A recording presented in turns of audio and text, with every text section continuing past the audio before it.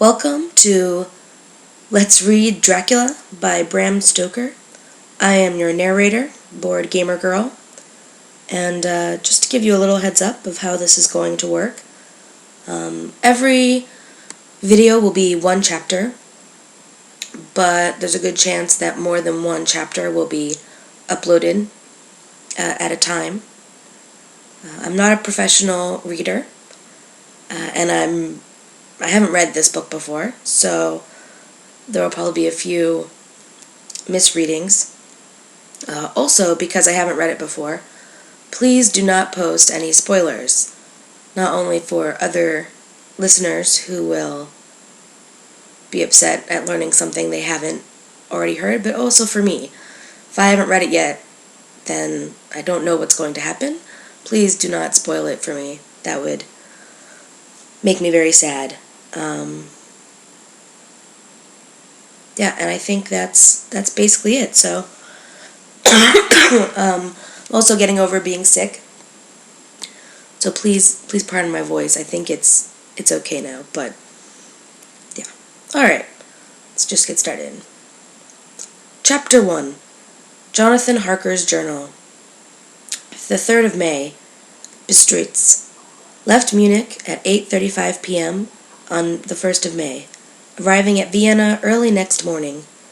Should have arrived at 6:46, but train was an hour late. Budapest seems a wonderful place, from the glimpse which I got of it from the train, and the little I could walk through the streets. I feared to go very far from the station, as we had arrived late and would start as near the correct time as possible. The impression I had was that we were leaving the west and entering the east. The most western of splendid bridges over the Danube, which is here of noble width and depth, took us among the traditions of Turkish rule. We left in pretty good time, and came after nightfall to Klausenburg. Here I stopped for the night at the Hotel Royal. I had for dinner, or rather supper, a chicken done up some way with red pepper, which was very good, but thirsty. Memo, get recipe for Mina.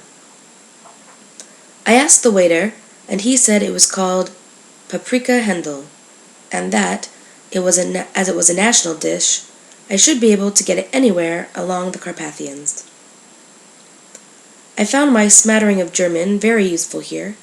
Indeed, I don't know how I should be able to get on without it. Having had some time at my disposal when in London, I had visited the British Museum and made search among the books and maps in the library regarding Transylvania.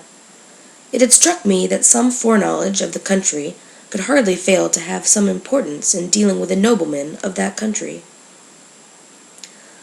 I find that the district he named is in the extreme east of the country, just on the borders of 3 states, Transylvania, Moldavia, and Bukovina, in the midst of the Carpathian Mountains, one of the wildest and least known portions of Europe. I was not able to light on any map or work giving the exact locality of the Castle Dracula, as there are no maps of this country as yet to compare with our own Ordnance Survey maps, but I found that Bistritz, the post town named by Count Dracula, is a fairly well-known place. I shall enter here some of my notes, as they may refresh my memory when I talk over my travels with Mina. In the population of Transylvania, there are 4 distinct nationalities: Saxons in the south, and mixed with them the Wallachs, who are the descendants of the Dacians, Magyars in the west, and Siscalese in the east and north. I am going among the latter, who claim to be descended from Attila and the Huns. This may be so, for when the Magyars conquered the country, in the 11th century, they found the Huns settled in it. I read that every known superstition in the world is gathered into the horseshoe of the Carpathians, as if it were the center of some sort of imaginative whirlpool. If so, my stay may be very interesting. Memo, I must ask the Count all about them. I did not sleep well, though my bed was comfortable enough. for I had all sorts of queer dreams. There was a dog howling all night under my window, which may have had something to do with it, or it may have been the paprika, for I had to drink up all the water in my carafe, and was still thirsty. Towards morning I slept and was awakened by the continuous knocking at my door, so I guessed I must have been sleeping soundly then. I had for breakfast more paprika, and a sort of porridge of maize flour, which they said was mamaliga, an eggplant stuffed with forcemeat, and a very excellent dish, which they called emplatada. Memo, get recipe for this also. I had to hurry breakfast, for the train started a little before 8, or rather, it ought to have done so, for after rushing to the station at 7:30, I had to sit in the carriage for more than an hour before we began to move. It seems to me that the further east you go, the more unpunctual are the trains. What ought they to be in China? All day long we seemed to dawdle through a country which was full of beauty of every kind. Sometimes we saw little towns or castles on the top of steep hills, such as we see in old missals. Sometimes we ran by rivers and streams which seemed from the wide stony margin on each side of them to be subject to great floods. It takes a lot of water, and running strong, to sweep the outside edge of a river clear. At every station there were groups of people, sometimes crowds, and in all sorts of attire. Some of them were just like the peasants at home, or those I saw coming through France and Germany, with short jackets and round hats and homemade trousers, but others were very picturesque. The women looked pretty, except when you got near them, but they were very clumsy about the waist. They had all full white sleeves of some kind or other, and most of them had big belts with a lot of stripes of something fluttering from them like the dresses in a ballet. But of course there were petticoats underneath. The strangest figures we saw were the Slovaks, who were more barbarian than the rest, with their big cowboy hats, great baggy, dirty white trousers, white linen shirts, and enormous heavy leather belts, nearly a foot wide, all studded over with brass nails. They wore high boots with their trousers tucked into them, and they had long black hair and heavy black mustaches. They are very picturesque, but do not look prepossessing. On the stage they would be set down at once as some old oriental band of brigands. They are, however, I am told, very harmless and rather wanting in natural self-assertion. It was on the dark side of twilight when we got to Bistritz, which is a very interesting old place. Being practically on the frontier, for the Borgo Pass leads from it to Bukovina, it has had a very stormy existence, and it certainly shows marks of it. 50 years ago a series of great fires took place, which made terrible havoc on 5 separate occasions. At the very beginning of the 17th century, it underwent a siege of 3 weeks and lost 13,000 people, the casualties of war being proper assisted by famine and disease. Count Dracula had directed me to go to the Golden Krone Hotel, which I found, to my great delight, to be thoroughly old-fashioned, for of course I wanted to see all I could of the ways of the country. I was evidently expected, for when I got near the door I faced a cheery-looking elderly woman in the usual peasant dress, white undergarment with a long double apron, front and back of colored stuff fitting almost too tight for modesty. When I came close she bowed and said, "The Herr Englishman?" "Yes," I said, "Jonathan Harker." She smiled and gave some message to an elderly man in white shirt-sleeves who had followed her to the door. He went, but immediately returned with a letter. "My friend, welcome to the Carpathians. I am anxiously expecting you. Sleep well tonight.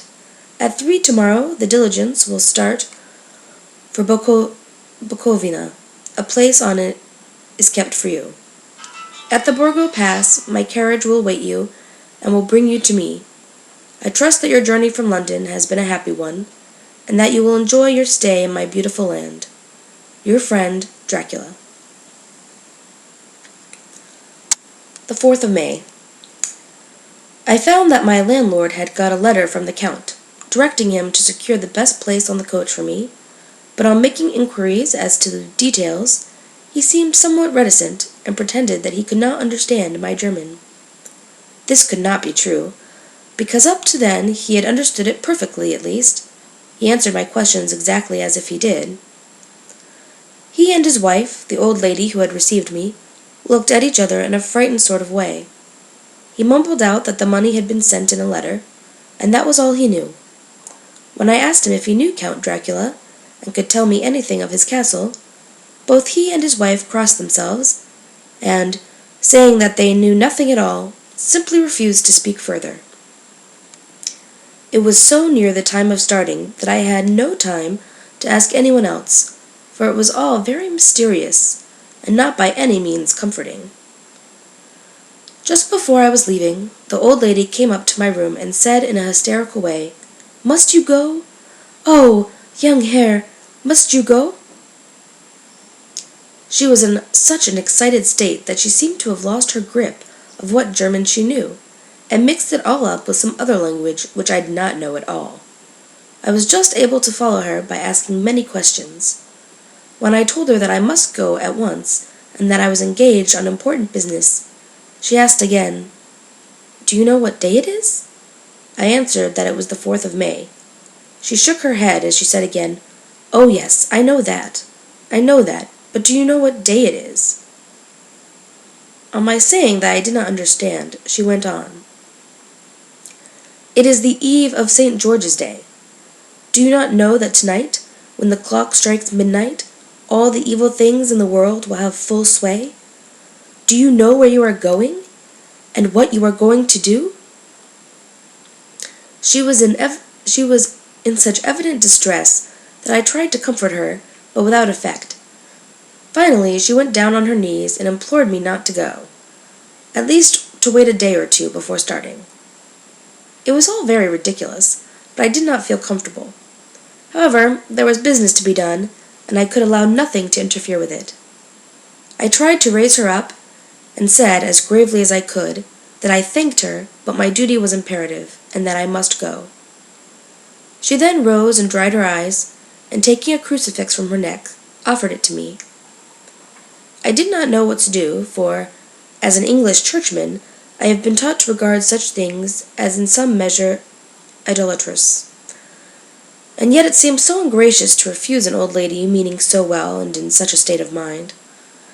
She saw, I suppose, the doubt in my face, for she put the rosary round my neck and said, "For your mother's sake," and went out of the room. I am writing up this part of the diary whilst I am waiting for the coach, which is, of course, late, and the crucifix is still around my neck. Whether it is the old lady's fear, or the many ghostly traditions of this place, or the crucifix itself, I do not know, but I am not feeling nearly as easy in my mind as usual. If this book should ever reach Mina, before I do, let it bring my goodbye. Here comes the coach. The 5th of May. The Castle. The grey of the morning has passed, and the sun is high over the distant horizon, which seems jagged, whether with trees or hills, I know not, for it is so far off that big things and the little are mixed. I am not sleepy, and, as I am not to be called till I awake, naturally I write till sleep comes. There are many odd things to put down, and lest who reads them may fancy that I dined too well before I left Bistritz, let me put down my dinner exactly. I dined on what they called robber steak, bits of bacon, onion, and beef, seasoned with red pepper, and strung on sticks and roasted over the fire, in simple style of the London's cat's meat. The wine was golden Midiash, which produces a queer sting on the tongue, which is, however, not disagreeable. I had only a couple of glasses of this, and nothing else. When I got on the coach, the driver had not taken his seat, and I saw him talking to the landlady. They were evidently talking of me, for every now and then they looked at me, and some of the people who were sitting on the bench outside the door came and listened, and then looked at me, most of them pityingly. I could hear a lot of words often repeated, queer words, for there were many nationalities in the crowd, so I quietly got my polyglot dictionary from my bag and licked them out. I must say they were not cheering to me, for amongst them were Ordog, Satan, Pokol, Hell, Stragojka, Witch, Vrolok, and Volkolsklak. Both mean the same thing, one being Slovak and the other Servian, for something that is either werewolf or vampire. Memo: I must ask the Count about these superstitions. When we started, the crowd round the inn door, which had by this time swelled to a considerable size, all made the sign of the cross and pointed 2 fingers towards me. With some difficulty, I got a fellow passenger to tell me what they meant. He would not answer at first, but on learning that I was English, he explained that it was a charm or a guard against the evil eye. This was not very pleasant for me, just starting for an unknown place to meet an unknown man. But everyone seemed so kind-hearted, and so sorrowful, and so sympathetic, that I could not but be touched. I shall never forget the last glimpse which I had of the inn-yard and its crowd of picturesque figures, all crossing themselves as they stood round the wide archway, with its background of rich foliage of oleander and orange trees in green tubs clustered in the center of the yard. Then our driver, whose wide linen drawers covered the whole front of the box seat, Gotza they called them, cracked his big whip over his 4 small horses, which ran abreast, and we set off on our journey. I soon lost sight and recollection of ghostly fears in the beauty of the scene as we drove along, although had I known the language, or rather languages, which my fellow passengers were speaking, I might not have been able to throw them off so easily. Before us lay a green, sloping land full of forests and woods, with here and there steep hills, crowned with clumps of trees or with farmhouses, the blank gable end to the road. There was everywhere a bewildering mass of fruit blossom, apple, plum, pear, cherry, and as we drove by I could see the green grass under the trees spangled with the fallen petals. In and out amongst these little green hills, of what they call here the Mittelland, ran the road, losing itself as it swept round the grassy curve, or was shut out by the straggling ends of pine woods, which here and there ran down the hillsides like tongues of flame. The road was rugged, but still we seemed to fly over it with a feverish haste. I could not understand then what the haste meant, but the driver was evidently bent on losing no time in reaching Borgo Prund.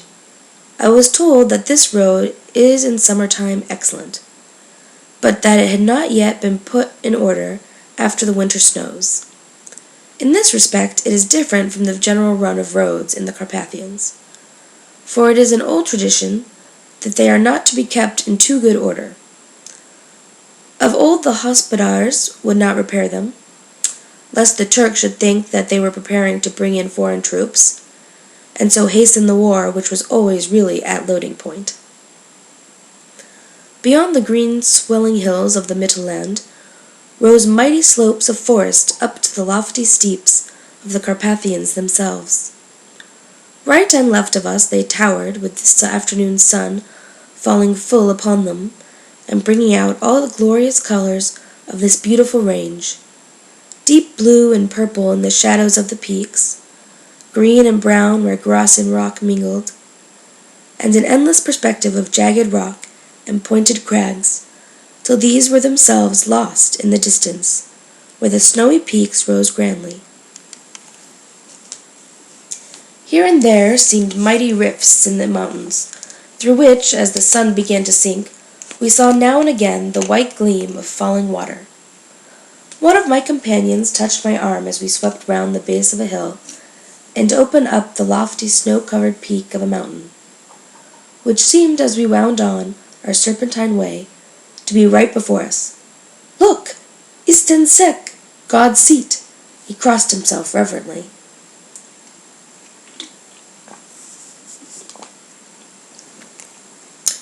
As we wound on our endless way, and the sun sank lower and lower behind us, the shadows of the evening began to creep round us.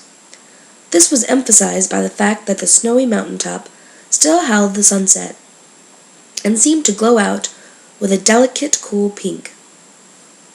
Here and there we passed Czechs and Slovaks, all in picturesque attire, but I noticed that Quarter was painfully prevalent. By the roadside were many crosses, and as we swept by, my companions all crossed themselves. Here and there was a peasant man or woman kneeling before a shrine, who did not even turn round as we approached. But it seemed in the self-surrender of devotion to have neither eyes nor ears for the outer world. There were many things new to me. For instance, hayricks in the trees, and here and there very beautiful masses of weeping birch, their white stems shining like silver through the delicate green of the leaves. Now and again we passed a Leiterwagen, the ordinary peasant's cart, with its long, snake-like vertebra, calculated to suit the inequalities of the road. On this we were sure to be seated quite a group of homecoming peasants. The Czechs with their white and the Slovaks with their colored sheepskins, the latter carrying lance fashion, their long staves with axe at end. As the evening fell, it began to get very cold, and the growing twilight seemed to merge into one dark mistiness, the gloom of the trees, oak, beech, and pine, though in the valleys which ran deep between the spurs of the hills, as we ascended through the pass, the dark firs stood out here and there against the background of late-lying snow. Sometimes, as the road was cut through the pine woods that seemed in the darkness to be closing down upon us, great masses of grayness, which here and there bestrewed the trees, produced a peculiarly weird and solemn effect, which carried on the thoughts and grim fancies engendered earlier in the evening, when the falling sunset threw into strange relief the ghost-like clouds which amongst the Carpathians seemed to wind ceaselessly through the valleys. Sometimes the hills were so steep that, despite our driver's haste, the horses could only go slowly. I wished to get down and walk up them, as we do at home, but the driver would not hear of it. "No, no," he said, "you must not walk here. The dogs are too fierce." And then he added, with what he evidently meant for grim pleasantry, for he looked round to catch the approving smile of the rest, "And you may have enough of such matters before you go to sleep." The only stop he would make was for a moment's pause to light his lamps. When it grew dark, there seemed to be some excitement among the passengers, and they kept speaking to him, one after the other, as though urging him to further speed. He lashed the horses unmercifully with his long whip, and with wild cries of encouragement, urged them on to further exertions. Then, through the darkness, I could see a sort of patch of grey light ahead of us, as though there were a cleft in the hills. The excitement of the passengers grew greater. The crazy coach rocked on its great leather springs, and swayed like a boat tossed on a stormy sea. I had to hold on. The road grew more level, and we appeared to be flying along. Then the mountains seemed to come nearer to us on each side, and to frown down upon us. We were entering on the Borgo Pass. One by one several of the passengers offered me gifts, which they pressed upon me with an earnestness which would take no denial. These were certainly of an odd and varied kind, but each was given in a simple good faith, with a kindly word and a blessing, and that same strange mixture of fear-meaning movements which I had seen outside the hotel at Bistritz, the sign of the cross, and the guard against the evil eye. Then, as we flew along, the driver leaned forward, and on each side of the passengers, craning over the edge of the coach, peered eagerly into the darkness. It was evident that something very exciting was either happening or expected. but though I asked each passenger, no one would give me the slightest explanation. This state of excitement kept on for some little time, and at last we saw before us the pass opening out on the eastern side. There were dark, rolling clouds overhead, and in the air the heavy, oppressive sense of thunder. It seemed as though the mountain range had separated two atmospheres, and that now we had got into the thunderous one. I was now myself looking out for the conveyance which was to take me to the Count. Each moment I expected to see the glare of lamps through the blackness, but all was dark. The only light was the flickering rays of our own lamps, in which the steam from our hand-driven horses rose in a white cloud. We could see now the sandy road lying white before us, but there was on it no sign of a vehicle. The passengers drew back with a sigh of gladness, which seemed to mock my own disappointment. I was already thinking what I had best do, when the driver, looking at his watch, said to the others something which I could hardly hear. It was spoken so quietly and in so low a tone, I thought it was an hour less than the time. Then turning to me, he spoke in German worse than my own. There is no carriage here. The heir is not expected after all. He will now come on to Bukovina, and return tomorrow or the next day, better the next day. Whilst he was speaking, the horses began to neigh and snort and plunge wildly, so that the driver had to hold them up.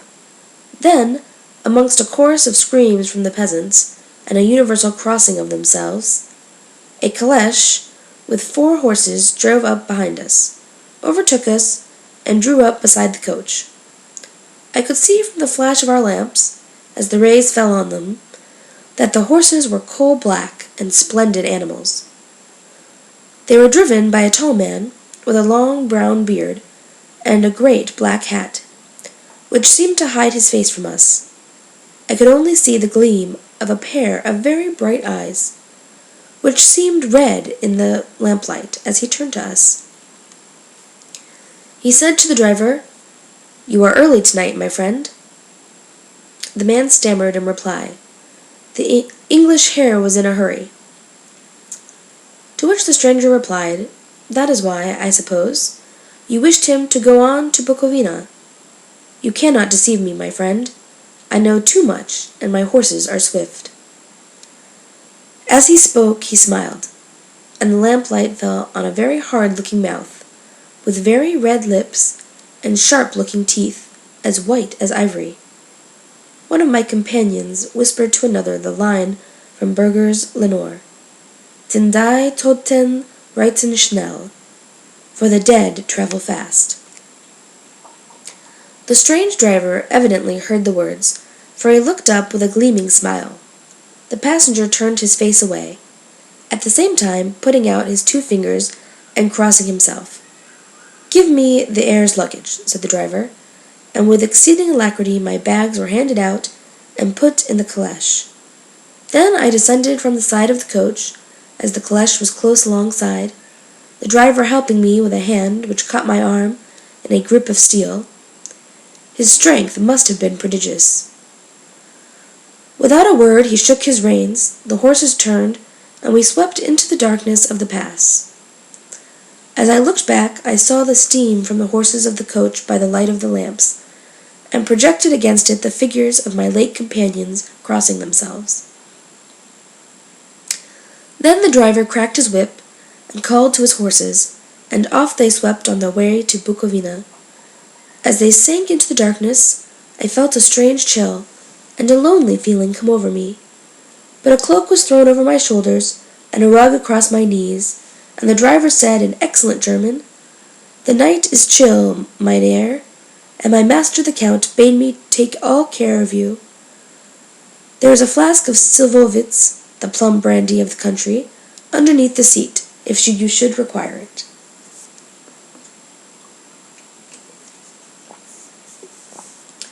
I did not take any, but it was a comfort to know it was there all the same.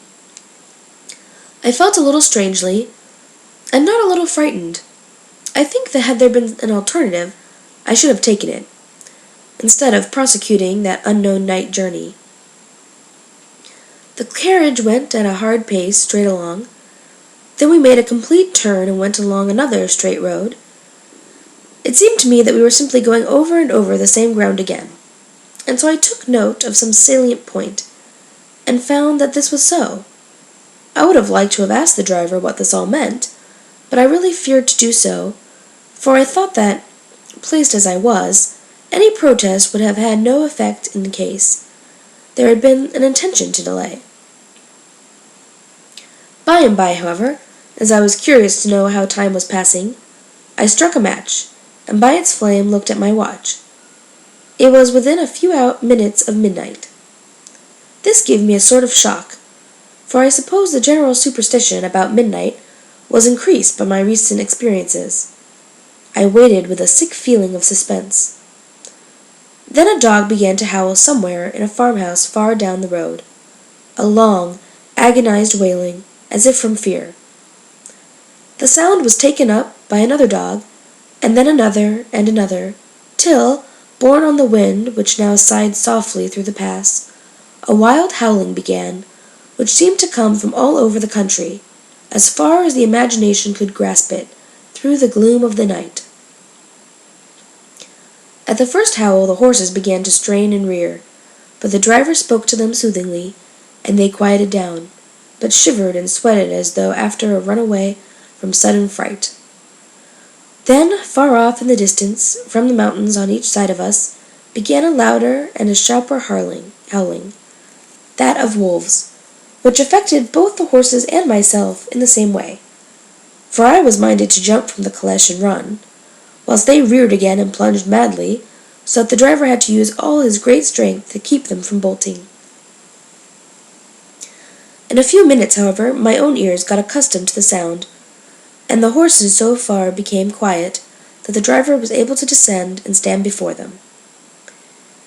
He petted and soothed them, and whispered something in their ears, as I have heard of horse-tamers doing, and with extraordinary effect, for under his caresses they became quite manageable again, though they still trembled. The driver again took his seat, and shaking his reins, started off at a great pace. This time, after going to the far side of the pass, he suddenly turned down a narrow roadway which ran sharply to the right. Soon we were hemmed in with trees, which in places arched right over the roadway, till we passed as through a tunnel. And again great frowning rocks guarded us boldly on either side. Though we were in shelter, we could hear the rising wind, for it moaned and whistled through the rocks, and the branches of the trees crashed together as we swept along. It grew colder and colder still, and fine, powdery snow began to fall, so that soon we and all around us were covered with a white blanket. The keen wind still carried the howling of the dogs, though this grew fainter as we went on our way. The baying of the wolves sounded nearer and nearer, as though they were closing round us from every side. I grew dreadfully afraid, and the horses shared my fear. The driver, however, was not in the least disturbed. He kept turning his head left to right, but I could not see anything through the darkness. Suddenly, away on our left, I saw a faint flickering blue flame. The driver saw it at the same moment. He at once checked the horses, and jumping to the ground, disappeared into the darkness. I did not know what to do, the less as the howling of the wolves grew closer. But while I wondered, the driver suddenly appeared again, and without a word took his seat, and we resumed our journey. I think I must have fallen asleep and kept dreaming of the incident, for it seemed to be repeated endlessly, and now looking back, it is like a sort of awful nightmare. Once the flame appeared so near the road, that even in the darkness around us, I could watch the driver's motions. He went rapidly to where the blue flame arose. It must have been very faint, for it did not seem to illumine the place all around it, and gathering a few stones, formed them into some device. Once there appeared a strange optical effect. When he stood between me and the flame, he did not obstruct it, for I could see its ghostly flicker all the same. This startled me, but as the effect was only momentary, I took it that my eyes deceived me straining through the darkness. Then for a time there were no blue flames, and we sped onwards through the gloom, with the howling of the wolves around us, as though they were following in a moving circle. At last there came a time when the driver went further afield than he had yet gone, and during his absence the horses began to tremble worse than ever, and to snort and scream with fright. I could not see any cause for it, for the howling of the wolves had ceased altogether. But just then the moon, sailing through the black clouds, appeared behind the jagged crest of a beetling pine-clad rock, and by its light I saw around us a ring of wolves, with white teeth and lolling red tongues, and long sinewy limbs and shaggy hair. They were 100 times more terrible in the grim silence which held them than even when they howled. For myself, I felt a sort of paralysis of fear. It is only when a man feels himself face to face with such horrors that he can understand their true import. All at once the wolves began to howl, as though the moonlight had had some peculiar effect on them. The horses jumped about and reared, and looked helplessly round with eyes that rolled in a way painful to see. But the living ring of terror encompassed them on every side, and they had perforce to remain within it. I called to the coachman to come, for it seemed to me that our only chance was to try to break out through the ring, and to aid his approach. I shouted and beat the side of the caleche, hoping by the noise to scare the wolves from the side, so as to give him a chance of reaching the trap. How he came there, I know not, but I heard his voice raised in a tone of imperious command, and looking towards the sound, saw him stand in the roadway. As he swept his long arms, as though brushing aside some impalpable obstacle, the wolves fell back and back further still.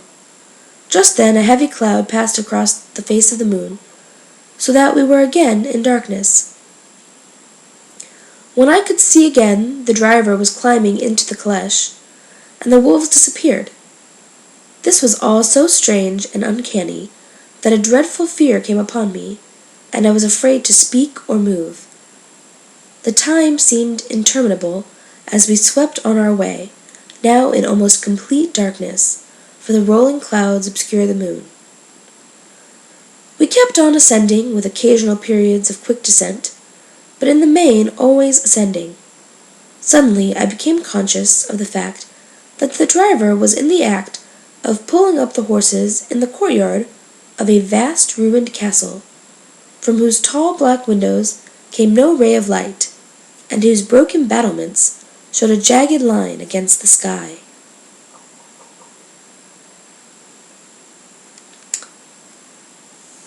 So there ends Chapter 1. Thanks everyone for listening. This is Board Gamer Girl saying have a great day. See ya!